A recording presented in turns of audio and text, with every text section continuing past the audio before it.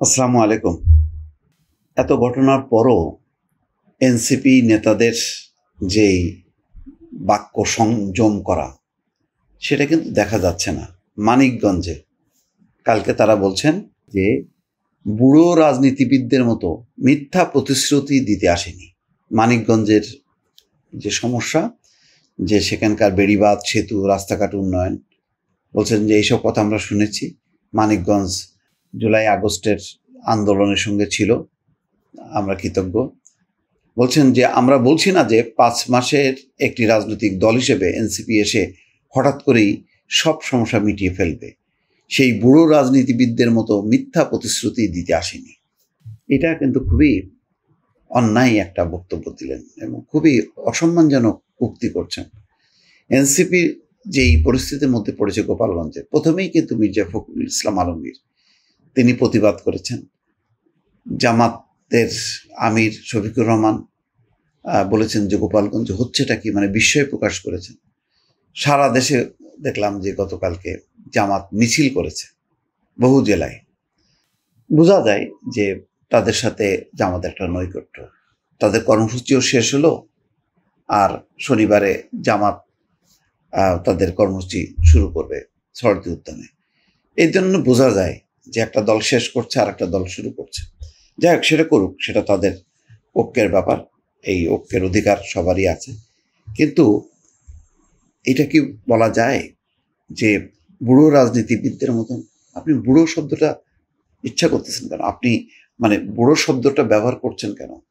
আপনার তারুণ্য আছে, সেই তারুণ্যকে আপনি অহংকার করতেছেন, গর্ব করতেছেন। আপনি কি ঠিক ঠিক কাজগুলো করতেছেন? দেখেন, এখন যদি সবাই বলে, কয়েকদিন আগে সম্ভবত হাসনাত আবদুল্লাহ বলছিলেন যে জনতার সাথে থাকলে দিল্লিতে পালাতে হয় না, লন্ডনে থাকতে হয় না।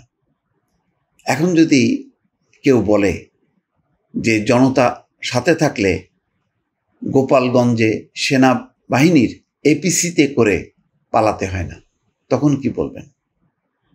আপনি অন্যদের জন্য যেভাবে বলছেন, অন্যদেরকে অসম্মান করে, আপনার ক্ষেত্রে তো তাই।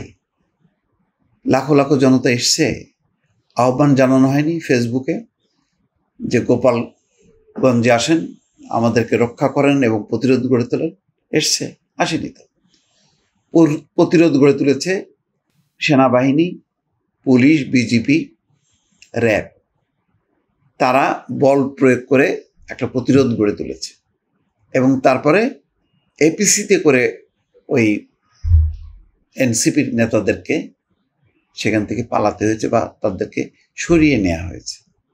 তো এটা নিয়েও তো এখন ট্রল হবে যে জনগণ সাথে থাকলে সেনাবাহিনীর এপিসিতে করে গোপালগঞ্জ থেকে পালাতে হয় না।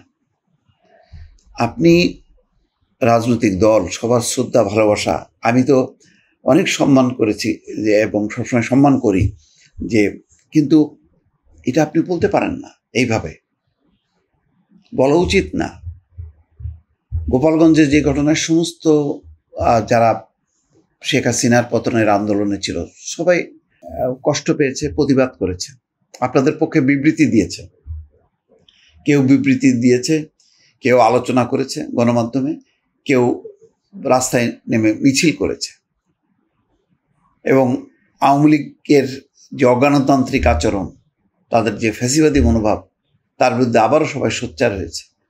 সেটা আপনার মাথায় রেখে অন্যদেরকে সম্মান করতে হবে। একদিন এনসিপিরও যদি টিকে থাকে, একদিন এনসিপিরও বয়স হবে, তখন এই নাহিদ ইসলামদের বয়স হবে, তখন আবার তরুণরা রাজনীতিতে আসবে। সেই তরুণরা যদি ওই নাহিদ ইসলাম, হাসনাত আবদুল্লাহ, সার্জিসদেরকে দেখিয়ে বলে ওই বুড়োদের কথায় দেশ চলবে না, আমাদের কথায় চলবে, তখন আপনি অশ্রদ্ধা আপনি যখন প্রকাশ করবেন, আপনিও কিন্তু অশ্রদ্ধার মধ্যে পড়বেন। আজকে দেখেন, আওয়ামী লীগ অন্যকে সম্মান করতো না, অশ্রদ্ধা করত সাংঘাতিক রকম, মানে খুনি, দোসর, চর, দালাল, তাদেরকে উৎখাত করো, নিশ্চিহ্ন করে দাও, এই ধরনের একটা যে হিংসাত্মক মনোভাব এবং অশ্রদ্ধা। বেগম খালেদা জিয়ার উদ্দেশ্যে বলতো না, যে লন্ডনে বলেছে তাও, যে প্রতিদিন তো শুনি মরে মরে, মরে তো না। এরকম অশ্রদ্ধার মানে শব্দ উচ্চারণ করে আজকে শেখ হাসিনা মাথা নিচু করে তাকে দেশ ছেড়ে পালাতে হয়েছে। আজকে নাহিদ ইসলামরা তারুণ্যকে ধারণ করে, কিন্তু এটাও তো সত্য, কতজন তরুণ এখন তাদের সঙ্গে আছে। ঢাকা শহরে যেই তরুণদের জোয়ার ছিল, সেই তরুণদের জোয়ার কি এখন তাদের সাথে আছে? কতজন আছে? আমি তো এখন ইউনিভার্সিটি, বিভিন্ন শিক্ষা প্রতিষ্ঠানে খোঁজ নেই, সেখানে তো অধিকাংশই হয় ছাত্রদল নাই শিবির, এনসিপি তো দেখা যায় না। এবং সেই রকম তারুণ্যের বিশাল, মানে ওই নারায়ণগঞ্জের ঘটনার পর ঢাকা শহরে সয়লাব হয়ে গেল তারুণ্য, কই সেই প্রতিবাদী তারুণ্য তো দেখা যায় না, যেটা আমরা দেখছিলাম জুলাই আগস্টে।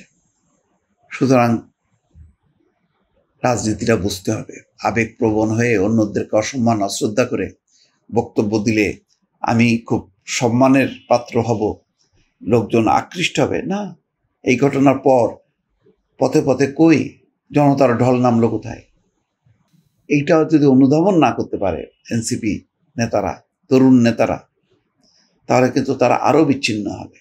গোপালগঞ্জের এই ধকলটা কিন্তু এনসিপির অস্তিত্বকেও চ্যালেঞ্জ করেছে, এটা মাথায় রাখতে হবে। ভালো থাকবেন, আল্লাহ হাফিজ।